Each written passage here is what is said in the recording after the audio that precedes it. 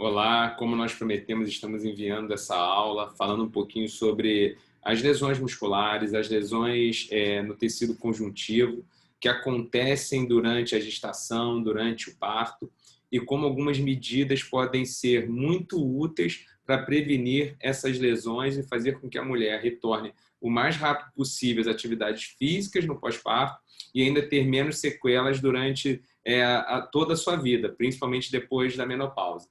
Esse conceito é muito importante para gestantes que vão fazer o nosso curso agora em março, tá? As vagas devem ser abertas no final do mês e eu vou passar para vocês essa aula agora. Eu espero que vocês gostem bastante e tirem muitas dúvidas.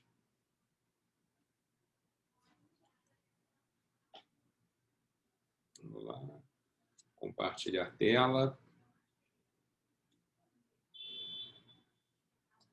Então, a gente vai falar um pouquinho sobre as lesões musculares, tá? Eu sou o Gustavo Asmar, sou ortopedista, sou consultor da Wings for Life World Run aqui no Rio de Janeiro, no circuito de ciclismo do Grangeiro, da Red Bull. Então, eu tenho muitas experiências com atletas e eu vejo, conversando com a Flávia, que é obstetra, minha esposa, que muitos destes conceitos são negligenciados no retorno às atividades físicas ou durante algumas medidas para prevenir algumas lesões, tanto a diástase abdominal quanto as lesões do assoalho pélvico das mulheres.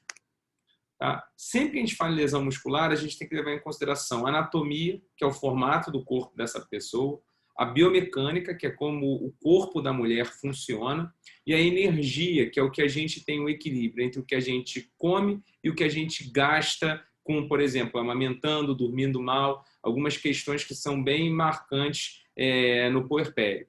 Então, anatomia. Será que uma mulher que é mais alta, que tem um braço de alavanca maior, vai ter uma maior sobrecarga na região abdominal do que uma mulher mais brevilínea, mais baixa?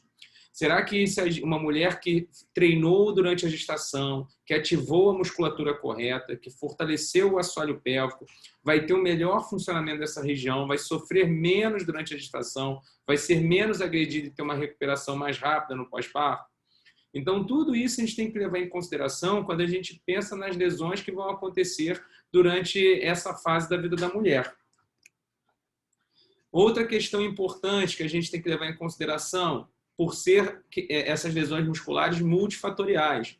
Alguns trabalhos mostrando, quando você biopsia a região abdominal de mulheres com diástase, você apresenta uma alteração no metabolismo do colágeno, apresentando mais o colágeno tipo 3 do que o colágeno tipo 1.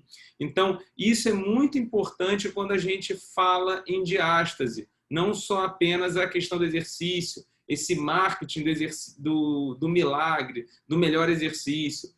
Claro que é muito importante, como eu falei anteriormente, a biomecânica, como você vai ativar essa musculatura. Porém, existem outros fatores envolvidos e eu vou mostrar como a gente pode atuar nesse metabolismo do colágeno.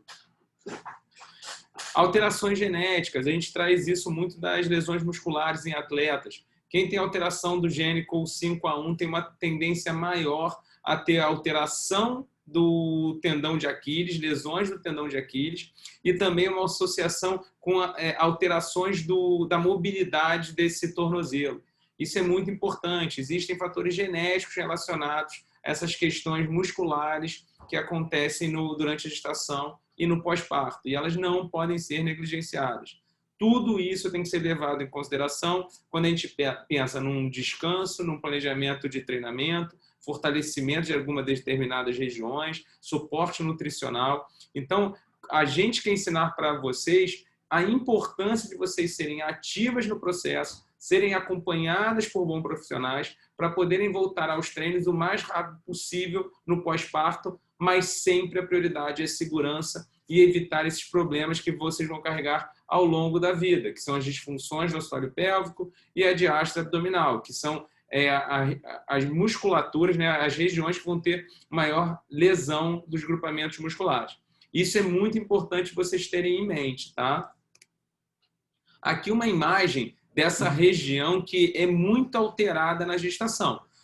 E por que a respiração é tão importante? A gente vê que você tem o diafragma, as musculaturas da região da coluna, né? A região da musculatura abdominal e a musculatura do assoalho pélvico. E como as alterações respiratórias podem sobrecarregar bastante tanto a região abdominal, quanto a região das costas, quanto a musculatura do assoalho pélvico. E esse pode ser um dos motivos que podem piorar a sua dor lombar, promover uma maior lesão do assoalho pélvico e até um desequilíbrio maior entre esses grupamentos musculares. Então, um mecanismo simples, respiratório, tanto para as atividades diárias da mulher, como sentar e levantar, como para fazer o exercício físico, é fundamental quando a gente pensa em saúde e regeneração de tecido na gestação e pós-parto da musculatura abdominal e da musculatura do assoalho pélvico. Aqui a gente vê como vão atuar as musculaturas da região abdominal, tá? E quando você passar por uma avaliação, quando você vai ter que trabalhar mais o transverso abdominal, mais as musculaturas oblíquas, mais o reto abdominal, tudo isso é passível de avaliação.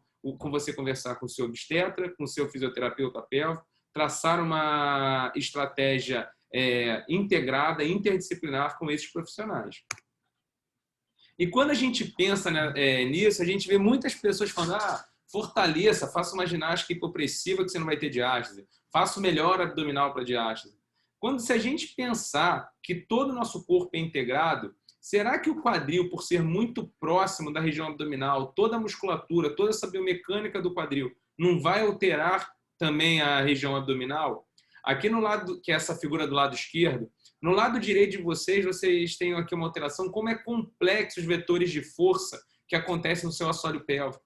Então, a gente tem que fortalecer muito a musculatura do quadril, a musculatura glútea, a musculatura do assoalho pélvico, a musculatura abdominal. E quando a gente avalia essas mulheres, a gente identifica as suas deficiências, a gente vai potencializá-las, trazendo melhores resultados para a mulher. Em alguns casos, não vai ser possível a gente fortalecer essa musculatura que não está trabalhando muito bem, por diversas questões. É aí que a gente tem que também trabalhar com a avaliação e melhorar funcionalmente aquela musculatura que a grávida já tem um bom funcionamento. Então, tudo isso é muito importante. Quando a gente fala em desequilíbrio muscular, lesões musculares, a gente está diante de uma balança entre a musculatura agonista e antagonista. Então, a gente tem que trabalhar muito de uma forma organizada. E quanto maior esse equilíbrio ao longo da gestação e no pós-parto, tende a ser menor as lesões da musculatura abdominal, do assoalho pélvico, e assim você tem uma melhor regeneração, não tem uma grande lesão para ser cicatrizada. Então, esse é o conceito, vocês têm que ser ativas no processo. Essa ideia de deixar a mulher em repouso na gestação para fazer com que não tenha nenhum risco para o seu parto é muito ruim para a mulher e para o bebê. A gente vai estar condenando essa mulher a não ter um fortalecimento dessas musculaturas, sendo mais suscetíveis a maiores traumas dessas regiões, tendo maiores lesões. E quando você deixa ela em repouso no pós-parto, como a gente vai mostrar para frente, você vai ter uma cicatrização pior também dessas estruturas. Então, uma coisa é a gente proibir atividades de impacto, como a gente vai falar mais na frente, sobrecarga. Outra coisa é repouso, tá? A gente tem que saber quando e quais musculaturas inicialmente a gente tem que fortalecer no pós-parto. Aqui é uma classificação de lesão muscular. Eu acho que não faz muito sentido passar para vocês, tá? É mais para profissionais. Mas a gente mostra que as lesões musculares podem ser indiretas, que são as mais comuns nos atletas, e as lesões musculares diretas, por traumas diretas e laceração. E a gente pensando na gestação e pós-parto, essas lesões vão ser as mais comuns, essas lacerações pela distensibilidade da musculatura abdominal, quanto por sobrecarga do assoalho pélvico.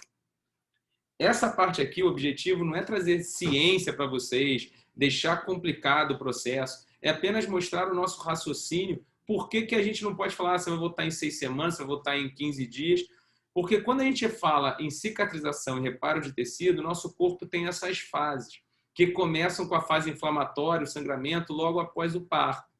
Essa fase é muito importante que a gente controle essa fase inflamatória, esse sangramento, porque o grande edema pode aumentar essa lesão. Então, aquele gelo no pós-parto ele é fundamental, mas não durante 15 dias, como a gente vê muitas mulheres fazendo. Tá? Esse gelo, como qualquer lesão muscular de atletas, a gente passa entre 3 a 5 dias, no máximo estourando 7 dias. Por quê? Para atuar nessa fase inflamatória, a fase vermelha. A fase proliferativa é o quê? Quando a gente quer que chegue sangue na região para chegar mais células, para a gente ter uma diferenciação celular dessas células-tronco, formando mais músculo, mais um tecido viável, para depois eles se remodelarem. Então, nessa fase proliferativa, a gente não quer restringir o fluxo sanguíneo, não quer fazer gelo. A gente quer fazer com que a mulher tenha o maior aporte sanguíneo local. Então, cuidado com esses erros, que a gente vê muito alguns colegas orientando repouso, fazendo ter um tecido de pior qualidade, levando uma maior agressão no trabalho de parto, na maioria das vezes. É óbvio que a gente não pode dizer que isso sempre acontece, mas é um risco maior sim. E além disso, aí quando você tem que fazer uma proliferação de tecido, você bota gelo e repouso e a proliferação tecidual é pior. E a gente sabe que a mulher ativa, ou o homem ativo, quando tem uma lesão, ele tem uma proliferação celular melhor. Obviamente, fazendo essa reabilitação ativa, acompanhado por bons profissionais, por bons fisioterapeutas pélvicos. Aqui a gente mostra muito bem, essa fase proliferativa pode demorar de 2 a 6 semanas. Então, a gente vê, às vezes, mulheres voltando aos treinos com 2 semanas, 3 semanas, fazendo crossfit, fazendo impacto. A gente fez uma enquete no nosso Instagram e muitas mulheres voltando com menos de um mês ao treino.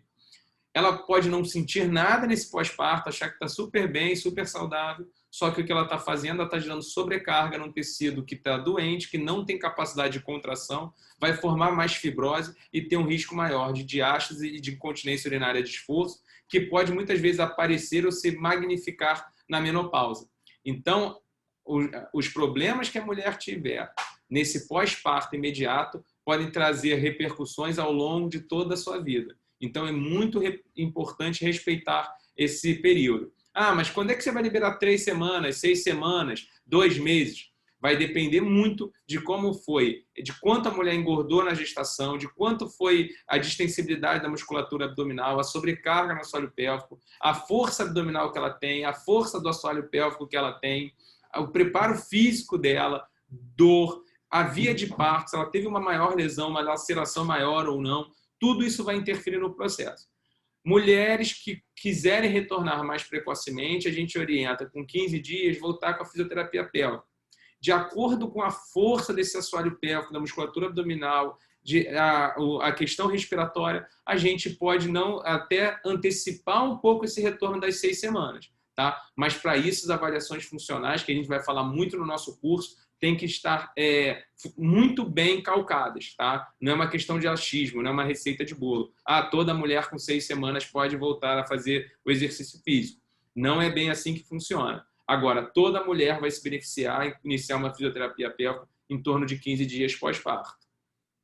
E o que a gente tem com isso? A cicatrização muscular do tecido conjuntivo. O grau de recuperação motora vai ser determinado pelo equilíbrio entre cicatrização e formação de tecido fibrótico. O que isso quer dizer? Se você consegue formar muito músculo, esse tecido tem a capacidade de se contrair e esticar, mantendo a sua função. Se você não tem essa capacidade, você forma fibrose, aquele tecido inelástico, ele vai perder função. E é nesses casos que talvez no futuro a mulher vai precisar de uma cirurgia na região abdominal ou na região do assoalho pélvico. Cada vez mais existem tecnologias, que eu vou falar mais na frente, que podem acelerar esse processo, melhorar esse processo, que eu tenho visto ótimos resultados em lesões de atletas, é o laser de alta intensidade. Tá? Eu vou falar um pouquinho mais na frente para vocês. Então, é muito importante essa questão, não é uma receita de bolo. É uma média, que pode ir de 2 a 6 semanas a fase proliferativa. Então, atividades de impacto para mulheres que não passaram por uma avaliação, tá? A gente acha muito complicado voltar com menos de 6 a 8 semanas para essas atividades. A fase de remodelação, tá, do tecido pode demorar de 7 semanas por meses, tá? Que é quando? Quando a gente vai ter um tecido mais contrátil, mais elástico. Então, é muito importante a gente... E como é que a gente vai fazer isso? Avaliando a mulher. Como é que está a capacidade de força contrátil dessas regiões. O tecido cicatricial imaturo, o colágeno tipo 3, mais suscetível à lesão. Quando você tem uma maturação maior, um tecido de melhor qualidade, você tem um aumento do colágeno tipo 1, aumentando a força de tensão dessa mulher. E como é que a gente aumenta colágeno? Como é que a gente faz essa questão? Existem alguns treinamentos que a gente vai falar no nosso curso, porém, algum desses treinamentos também pode aumentar a pressão intraabdominal, quando fazer um, quando fazer outro, quando é que priorizar a síntese de colágeno, quando priorizar mais a questão de não aumentar a pressão intraabdominal. Tudo isso a gente vai trazer para vocês baseado em ciência, tá? E como não é um curso para profissional, isso que a gente vai estar lançando em março, vai ser muito mais para vocês entenderem o conceito e tirarem as dúvidas com seus obstetras, com seus treinadores, com seus fisioterapeutas. A gente vai trazer todo o meu conhecimento de lesões musculares, de acompanhamento, de metabolismo do colágeno, de alterações biomecânicas para o mundo da gestação, para vocês se beneficiarem com eles. O tratamento, melhor é a prevenção, tá? Só que prevenção não significa que a gente vai evitar que esses fenômenos aconteçam. Então, é muito importante que a gente saiba prevenir para reduzir o risco e não acabar com eles. E é bem simples. A gente tem que valorizar o descanso, ter uma boa planilha de treinamento para funcionar melhor, para a gente ganhar uma hipertrofia, para ganhar força, ganhar mobilidade, depende dos objetivos. Tá? E se você tiver uma variação, você vai conseguir ser mais assertivas nas suas necessidades. Um planejamento nutricional, ou seja, a mulher tem que ingerir calorias para ela e para o seu bebê e para a amamentação, o sono e a biomecânica dessa mulher, tá? Como é que ela faz o corpo dela se mexer. Quando a gente está falando de gestação e pós-parto, amamentação, muitas vezes esse sono é utópico, tá? Então a gente vai ter um desequilíbrio energético. Por isso que o retorno à mulher à prática esportiva muitas vezes vai ser comprometido, porque ela tem o risco maior de fazer lesões musculares, fraturas por estresse, porque ela não está tendo o suporte nutricional adequado para recuperar esses tecidos. Então é muito importante a gente valorizar sono e planejamento nutricional durante a gestação e durante o pós-parto e principalmente ao retorno aos treinamentos, tá? Se tiver lesão, com certeza você vai ser fadado a sofrer com ela? Não. Existem tratamentos cirúrgicos e existem também algumas tecnologias que podem melhorar essa função dessas regiões, tanto da musculatura abdominal, da coluna lombar, quanto do assoalho pélvico. Aqui a gente mostra algumas questões relacionadas ao tratamento de lesões musculares, tá? O grande desafio, como eu falei para vocês, é atuar nessa fase inflamatória e proliferativa, ou seja, nesse pós-parto imediato da mulher, quando a gente vê muitas vezes sendo negligenciada. É um erro gritante que eu vejo, que eu já conversei com a Flávia. No momento de hoje, que a gente trata atleta, que esses 15 dias é um momento de reabilitação ativa, os profissionais botam em repouso com gelo. E aí você vai ter um tecido de pior qualidade, com uma capacidade contrátil pior, mais fibrose. Então, a gente tem que saber que essa fase mais passiva vai durar em torno de 3 a 5 dias com gelo. Depois é muito importante o acompanhamento, oferecer um ambiente mais adequado para essa regeneração de tecido. A gente sabe que esse ambiente muitas vezes não é favorável, como eu falei, a mulher dorme mal, a mulher está cansada, o gasto energético é muito grande com a amamentação. Então, fatores que são negligenciados, eu acho que seriam fundamentais nesse pós-parto para a gente evitar sequelas futuras, principalmente lá na frente, nos anos seguintes, na menopausa. O que a gente quer é mais diferenciação celular e não fibrose. A gente quer ter uma região com contração e tensão. Alguns tratamentos já foram implementados para essas lesões, como o PRP, que é o plasma rico em plaquetas, célula-tronco, ambos com muito pouca evidência científica. O laser de alta intensidade, que a gente tem feito muitos protocolos em atletas, e eu já estou trabalhando com a Flávia para trazer para o mundo da gestação, para a gente ter uma maior diferenciação celular e ser feita nas fases, logo na primeira semana do pós-parto e não nas fases mais tardias. São parâmetros completamente diferentes que os utilizados para o laser vaginal, quando a mulher tem ressecamento, incontinência urinária de esforço. Esse tratamento com laser que os ginecologistas usam hoje são para tratar essas sequelas que já foram instauradas ao longo dos anos. Enquanto esse tratamento com parâmetros energéticos diferentes é para ter uma melhor cicatrização, uma melhor regeneração, um tecido funcionando melhor. E a eletroestimulação pode ser muito importante também, que são esses treinamentos com campo eletromagnético ou a eletroestimulação apenas, que eu vou mostrar para vocês uma foto aqui agora. No lado esquerdo tem a Aninha, que é uma grande amiga, que é excelente treinadora, que tem uma experiência vasta com a eletroestimulação, que ela vai ativar o músculo realmente que você precisa, porque quando você faz exercício, às vezes, se você não sabe ativar a musculatura correta, você não vai estar fortalecendo o músculo necessário. Isso a gente vê muito na musculatura glútea. Enquanto você usa a eletroestimulação, você consegue ativar aquela fibra independente do cérebro da pessoa, dela conseguir ou não ativar essa estrutura. E aqui do lado é uma foto do Semi-Slim, que é uma máquina de campo eletromagnético de 7 Tesla, que pode estimular muitas contrações por minuto nessa região abdominal, trazendo fortalecimento. Alguns trabalhos já mostraram uma redução da diástase em até 20% com o uso dessa tecnologia. Tá? Mais estudos são necessários e alguns cuidados a Flávia tem feito com resultados fantásticos nas pacientes dela, porém tem que tomar muito cuidado com a região do coração, porque é um campo eletromagnético, evitar arritmia cardíaca. O ideal é que seja feito por profissionais que tenham bastante experiência nessa área, sabendo a energia que deve ser usada e o local que deve ser utilizado, tá bom? Foi uma aula rápida, tá? Para a gente trazer o conceito para vocês. O mais importante é trazer a ideia que vocês são responsáveis pelo processo. A reabilitação ativa é fundamental. Vocês não podem ficar de repouso esperando seu corpo cicatrizar. Essa ideia não é correta. Os principais guidelines de medicina esportiva hoje mostram que os resultados são piores, a recidiva de lesão aumenta e a gente tem que trazer esse cenário também para o mundo da obstetrícia, tá bom? Reforçando, esse Instagram Atividade Física Gestação é que eu e a Flávia a gente coordena, tem o curso também que a gente vai lançar em março. Quem tiver interesse, siga a nossa página que a gente vai compartilhar muito conteúdos com vocês e informar mais sobre o nosso curso, tá bom? O curso será lançado no final de março.